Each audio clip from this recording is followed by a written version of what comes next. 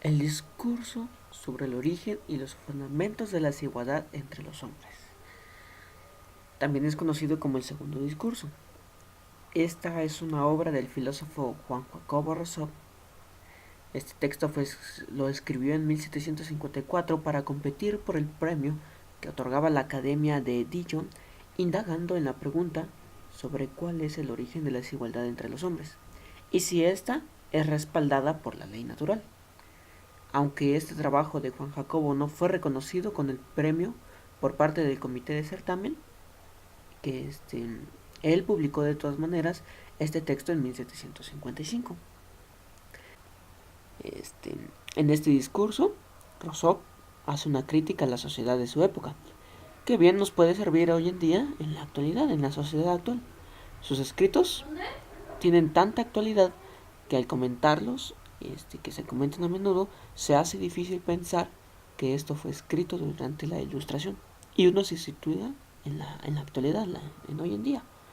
Para que nosotros podamos entender lo que Rousseau nos quiere transmitir en este discurso, debemos entender primero lo que él considera como arte y costumbre.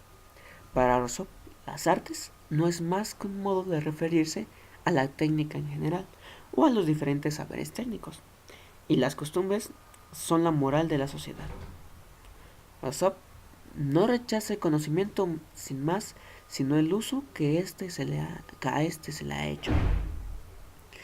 Por eso, a continuación, comentaremos un poco más acerca del discurso sobre el origen y los fundamentos de la desigualdad entre los hombres. Autor, Juan Jacobo Rousseau. Este célebre ensayo filosófico de Juan Jacobo, cuyo título completo es Discurso sobre el origen y los fundamentos de la desigualdad entre los hombres, 1755, constituye una de las piezas maestras de la literatura política moderna. Juan Jacobo estableció en esta obra las bases de su doctrina política y social, con la afirmación de que todos los males, las miserias y las demás cosas que originan las desigualdades humanas tienen su única causa en el estado de sociabilidad. La primera y más elemental noción que es preciso dilucidar antes de intentar explicar el origen de las desigualdades es la noción de hombre. Pero el mismo concepto de hombre es difícil de fijar, porque el hombre moderno es semejante a la estatua de Glauco, que el tiempo, el mar y los huracanes habían desfigurado de tal modo que la hacían más parecida a una bestia feroz que a un dios. Es necesario por ello volver la vista atrás y partir del hombre en estado de naturaleza, cuando su alma todavía no estaba echada a perder por las pasiones de todas clases. Partiendo del presupuesto de que la estructura y la figura del hombre han sido siempre las mismas, Juan Jacobo ve el hombre primitivo como un ser dedicado a la vida, vagabundo y salvaje. Moralmente el hombre salvaje se distingue del animal por ser libre y perfeccionable, lo que le permite no seguir ciegamente su instinto, sino determinarse en el sentido que quiere. En este estado el hombre vive solo, fuera de la sociedad. Sus pasiones se limitan a la satisfacción de los deseos naturales, limpias de sobreestructuras sentimentales e imaginarias.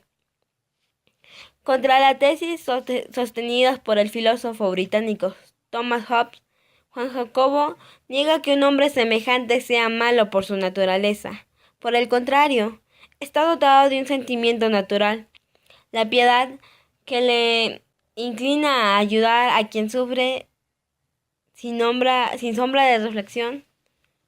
Fuera de estos contados contactos, el hombre en estado natural no frecuenta a sus semejantes, y, en tales condiciones, las desigualdades entre los hombres son inapreciables y no van más allá de unas pocas diferencias naturales, de fuerza, salud, belleza, etc.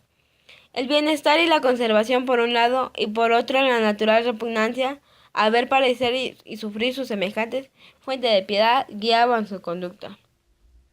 El bienestar y la conservación por un lado, y por otro la natural repugnancia a ver perecer y sufrir a sus semejantes, fuente de piedad guiaban su conducta.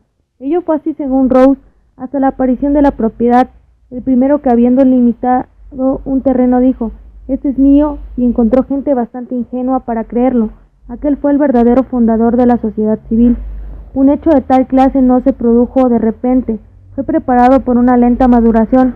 El hombre empezó a sentir la necesidad de estabilidad, se formaron las familias y las cabañas, y sobre todo surgieron las industrias y la agricultura, en la que reside precisamente el germen de la propiedad. De la propiedad nacieron las exigencias, las necesidades, los lujos, y entonces los hombres se lanzaron en carrera desenfrenada hacia las riquezas, desarrollando todas sus facultades para beneficiarse a costa de los demás.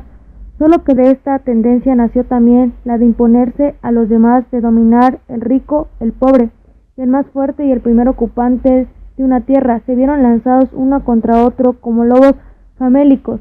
He aquí, el rico, para salvar lo suyo, concibe el proyecto de emplear a su favor las fuerzas que lo combatían, y poco les costó convencer a los pobres de que iba en interés de ellos unir todas sus fuerzas para la tutela común. De ese modo se creó la sociedad civil, se promulgaron las leyes y fue definitivamente destruida la libertad natural del hombre, como el derecho de libertad, por provenir de la misma naturaleza. No puede ser cedido, se sigue en los poderes políticos fundados sobre dicha cesión, sobre por definición arbitrarios. La desigualdad política trae consigo la desigualdad civil, hasta recorrer un trágico ciclo cuya fase culminante consagra una comunidad de desigualdad opuesta a la natural, el despotismo en el cual todos son igualmente esclavos, pues no tienen más ley que la voluntad del Señor. Los contemporáneos de Rawls vieron en el discurso sobre el origen de la desigualdad entre los hombres una despiadada requisitoria contra las instituciones sociales y políticas de su tiempo, y aclamaron en el autor el osado cirujano que se atrevió a hundir el bisturí en lo profundo de la llaga. El discurso señala un momento fundamental en la historia de las doctrinas políticas, pues contiene las premisas de la doctrina que Rawls desarrollara en el contrato social. Según Solari, el pacto entre débiles y poderosos que insinúa el discurso es la resultante empírica de un proceso histórico que consagra legalmente un estado injusto, mientras que el del contrato social es el nuevo pacto que habrá de sustituir al primero, un pacto obra de la razón y del derecho destinado, según el idealismo de Rawls, a garantizar el imperio de la justicia y de la felicidad.